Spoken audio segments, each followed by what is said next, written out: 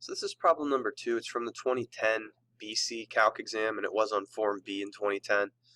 And this is a calculator question that starts us off with a particle that's moving in the xy plane and has components given by dx dt equals this, and then dy dt equals this. That holds from 0 to 1.5. So basically what we have access to is we have access to the rate of change of the x-coordinate of the object and the rate of change of the y-coordinate of the object, or the x-component of velocity and the y-component of velocity. And then the other piece of information they provide us with here is that at the beginning of this time frame, we do know the position of the particle within the coordinate plane. In part A, they ask us to find the values of t between 0 and 1.5, where the line tangent to the path of the particle is vertical. And so if the tangent line's vertical, we need to recognize that that's a situation where the tangent line's undefined for its slope. And when we're dealing with a set of parametric equations that define our curve, the way that we find dy dx, the way that we find the rate of change of y with respect to x, is by taking dy dt and dividing by dx dt. And there's a little derivation that you've done in the past that you can go back to kind of see where that comes from. So we need to know when this expression is undefined. Well, this expression is going to be undefined when the denominator of the calculation is equal to 0. So when dx dt is equal to 0. Since the calculator's in play, I just took my calculator, I graphed dx dt on the window from 0 to 1.5. I saw that it was equal to 0 twice, found those two zeros, and those are the two times between 0 and 1.5 where the path tangent to the particle is going to have a vertical tangent line. In part B, they ask us to find the equation of a tangent line at a given value of t. And so using the same mindset that we talked about within part A, the way that you find the rate of change of y with respect to x when your curve is defined parametrically is by finding dy dt and dividing by dx dt. Only thing here is that we have to evaluate both of those quantities at 1 in order to produce the slope of the tangent line at the t value that we need it for.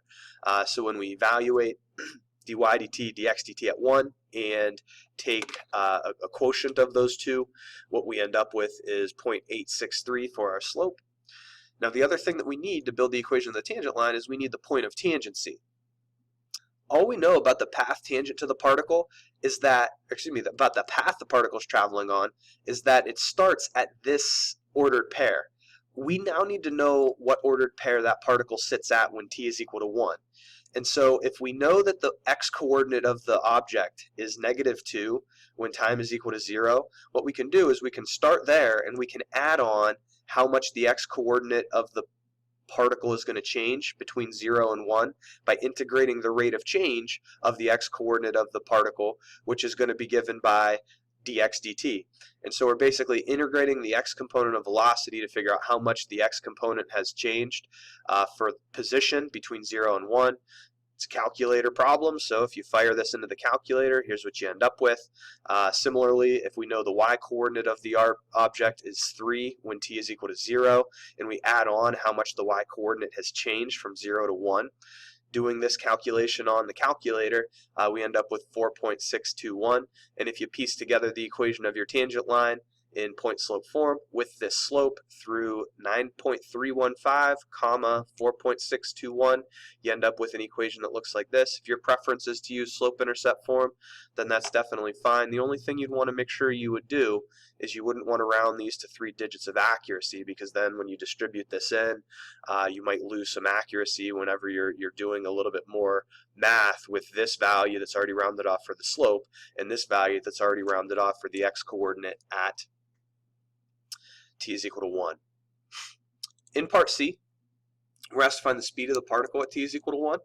And so if you think about how you're going to go about finding speed in a situation like this, if you know the x component of velocity and you know the y component of velocity, the speed of the particle at any given moment is going to be whatever the magnitude of this resultant vector is.